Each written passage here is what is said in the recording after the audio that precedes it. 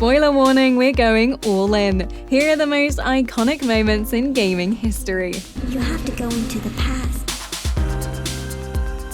Trying to narrow down all the ways PC games have surprised us, amazed us, and broken our hearts is no easy task. And clearly here at Logitech G, we don't like easy tasks because we're going to be talking about 15 of the most iconic moments in PC gaming history. These are moments that not only live in our heads rent-free, they've started to get their posts redirected here and have been rearranging our furniture. Some nerve, Regardless of whether the games these moments come from are new or old, they're the ones we always find our minds wandering back to. From seemingly impossible decisions to breathtaking reveals. Before we jump in, however, make sure to subscribe and hit that notification bell so you never miss another video from us. Okay, one final spoiler warning for plot reveals, and let's dive in. Thank you, and have a very safe and productive day. We could have picked any number of moments from the Bioshock series, even from the first game alone, but if we're doing iconic moments, then it has to be the Andrew Ryan mind control reveal. You're focused on getting to him, stopping the core, and then there it is. The papers and the message. Would you kindly? Everything you thought you knew up until that point was a lie. The whole meta concept of free will in a game is even brought into question. And despite such a sudden twist, after a few harrowing audio diaries, it all kind of makes sense. The mystery of who Jack actually is finally answered, and as long as you made the right choices along the way, you can wrap up the story with a happy ending. Well, after some golf with Dad. Even those who haven't played the underwater marvel still recognize the phrase, and there's a strong chance we couldn't have had so many brilliant twists and stories and games that came after without Bioshock daring to trick us first. Now, would you kindly stick around for the next entry?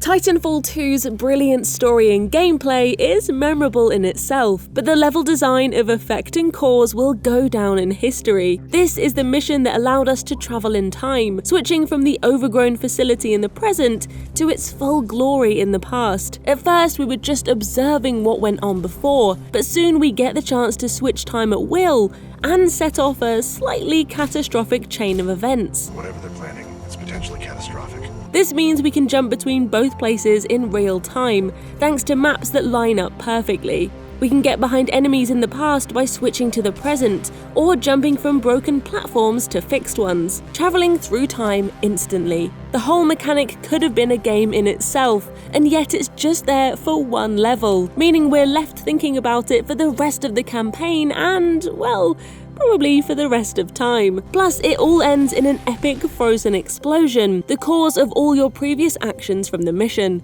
Oops.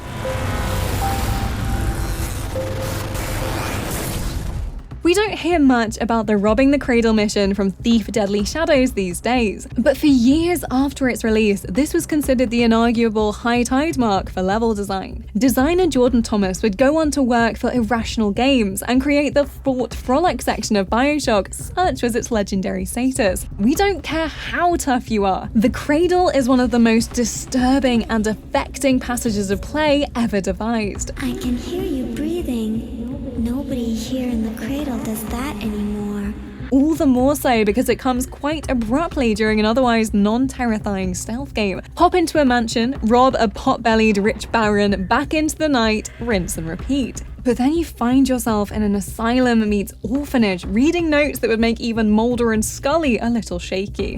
What a left turn. Constructed with supreme pacing, atmosphere, and environmental storytelling before it was done to death, the Cradle lives long in the memory of all who crawled, mewling and shivering through it. Each of the patients from Whitehall had a favorite toy that they liked. Hydraulic noises, a looping rail track sound effect, and an eerie, disjointed intercom message. A fade up from black, something clanking into gear. You're on a train, an underground railway through a research facility where mechs stamp around. Boxes of unspecified materials are loaded for dispatch to unknown destinations, and dead-eyed men in suits stare at you. In a matter of seconds, and all in real time, Half-Life builds a world so fascinating that we're still in love with it more than 2 decades on. Due to the high toxicity of material routinely handled in the Black Mesa compound, no smoking, eating, or drinking are permitted within the Black Mesa transit system. Restraint in first-person shooters meant waiting a beat before handing the Instajib energy weapon to the player, so it's absolutely remarkable that Valve had the guts to go so long without getting you to shoot anything. And in doing so, Half-Life utterly grounds you in a world before turning it into chaos. For the opening few minutes, you're just a research scientist on his way to work, and that's enough for you. Weren't you supposed to be in the test chamber half an hour ago? Like a Nirvana song or James Wan movie, Oblivion makes its momentous first impression using the quiet, loud trick. It's a massive open world that gave us unprecedented freedom for 2006, horses, intrigue, decent views and the like, but it begins in the tiniest, darkest, greyest little corner of the world map. Waking up in a dungeon, getting trash-talked by this jerk in the cellar cross, interrupted by the Imperial Guard and even bloody Uriel Septim himself. You are the one from my dreams. It all happens amongst scenery that even the hardiest cave dweller would find a bit dour. Like the colour palette, your options as a player are severely limited too. Politely allow the Emperor to leg it through the secret door in your cell, tag along uselessly, find yourself in a fight, bumble your way through the sewers in search of an exit, and then this. All the promise and the excitement Oblivion holds perfectly captured in one moment. Go off in any direction and start your story. Telltale's The Walking Dead series loves sticking you between a rock and a hard place. In some cases, the rock is a well-meaning mustachioed father, and the hard place is, well, you. For our list though, we've chosen the utterly heartbreaking moment that Clementine, the child you've been looking after since the very first episode, has to choose whether to let our complicated protagonist Lee turn into a zombie, or pull the trigger herself. It's okay. Over the course of the games, Clem and Lee began to see each other as family, sticking together through cannibal encounters, tense standoffs, and lots of zombies. So there really is no easy way out of this one. It's a testament to Telltale's storytelling abilities, but also how impactful a game can be when you're at the helm of the decision-making throughout. Fallout used to be isometric apocalyptic adventures, so when 3 came along showing a 3D world, it's not surprising we were excited. Bethesda knew we needed a proper introduction to it all though. While it technically starts with us being cradled by Liam Neeson and fighting tunnel snakes, the moment it really began was stepping out of Vault 101. After a tense escape, you reach the big cog door, hear its deafening clunk, cautiously make it through the rock tunnel, and then you're out. Blinding sun gives us a few final seconds of anticipation before we see a world so much bigger than we were prepared for. Hollowed out buildings stretch way into the horizon. Remains of bridges and past civilization litter the rocky landscape. There's just so much to see in every direction, and it's ours to venture into. This is freedom. This is a beginning. The world may be pretty beige, but it's yours. The release of the Legendary Edition has reignited the conversation about the iconic suicide mission, where all your relationships, hard work, and leadership are put to the ultimate test, as you and your squad take on the Collectors. If your Commander Shepard hasn't upgraded the ship and strengthened their relationships with the crew, or if you misjudge the right crew member for each of the tasks on the ground during the mission, it could be the last time you see them. Here they come! It's a tense, explosive, high-stakes mission that can change the course of the third game and potentially leave you guilt-ridden for the rest of your time on the Normandy. But seriously, how are we supposed to know that Morden wouldn't survive being the vent specialist? It's his fault, really. There's something about a game forcing you to look at the consequences of your actions that feels like the ultimate betrayal. Yes, we may have driven recklessly in GTA or taken down everyone who stood in our way in Call of Duty, but to then have to come face to face with the wreckage?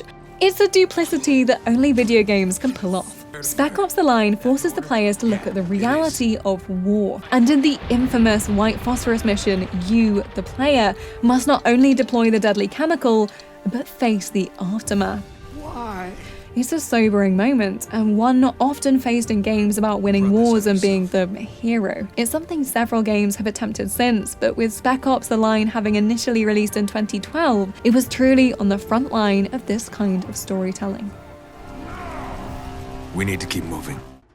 If talking about Spec Ops: The Line has got you feeling a little bit tense, then we have the perfect next entry for you. This one, we're venturing into the continent, lighting a few candles and sticking on the Dido CD, as our next iconic moment from PC gaming is Bathtub Geralt. The name speaks for itself, but in the opening moments of The Witcher 3 Wild Hunt, we revisit our favourite white-haired Witcher, no offence Vezi, mid-soak. The entire opening moments turn out to be little more than a memory in Geralt's mind, but that doesn't mean that his pamper sesh is any less iconic. In fact, this moment was later replicated in the Witcher TV series and in countless Witcher merch. For full transparency, it was a close call between Bathtub Geralt, the unicorn moment, and the Bloody Baron questline, but we opted for this moment of self-care.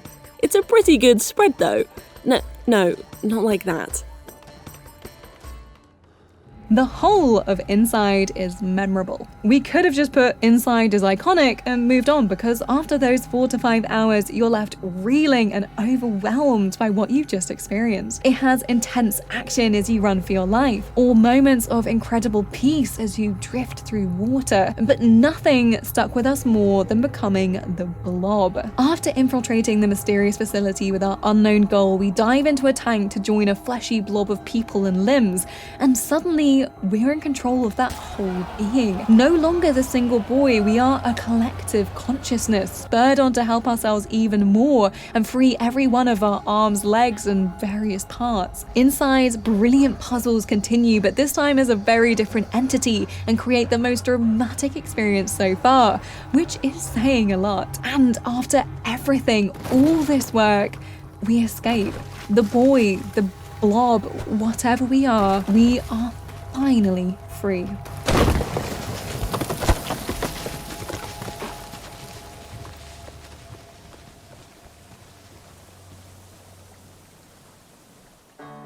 Seeing as the original Red Dead Redemption never quite ventured onto PC officially, that means the iconic riding to Mexico moment will not be making it onto our list. We're not even going to mention it actually, because that would be cheating.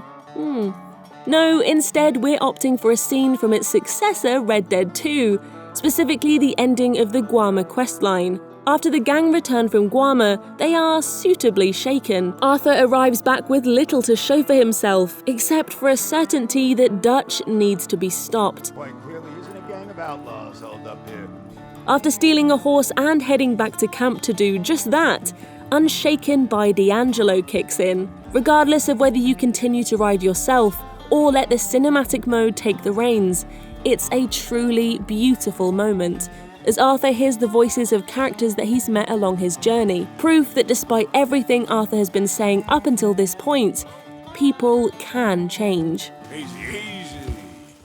From the moment Jesse steps into the oldest house, Control starts you on a mind-bending, reality-shifting adventure to uncover mysteries and find Jesse's brother. As the newly, and it's fair to say unexpectedly, appointed director of the Bureau of Control, there are plenty of mysteries to unravel across the many levels of the oldest house. The standout, however, is undoubtedly the Ashtray maze. Visually inspired by the motel in the Coen brothers' black comedy Barton Fink, the Ashtray maze is a nebulous, shifting set piece that is taken to the next level with music, and is unnavigable without it.